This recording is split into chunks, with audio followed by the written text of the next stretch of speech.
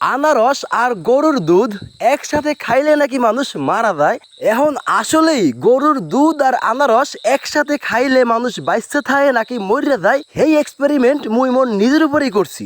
এই আত্মঘাতী এক্সপেরিমেন্টের ভয়েস মুই মোর ঘরে বইয়ে দেওয়ার সাহস পাই নাই। যদি মোর মায় কোনো কায়দায় হনে মুই এই আকাম করতে আসি, হেলে হয়তো জুতার বাড়ি একটাও তলায় পড়বে না। প্রথমে মোর মনে একটু ভয় ভয় কাজ করছিল যে কি না কি হইয়ে যায়, কারণ বিভাগ মানুষই কয় গরুর দুধ আর আনারস একসাথে খাইলেই নাকি পেটের মধ্যে যাইয়া হেয়া বিষে পরিণত হয়, আর মানুষ নাকি হেই বিষে মরে যায়। মুই 100% গ্যারান্টি দিয়ে কইতে পারমু গ্রাম অঞ্চলের 90 থেকে 95% মানুষ মনের ভুলেও এক লগে এই গরুর দুধ আর আনারস খায় না।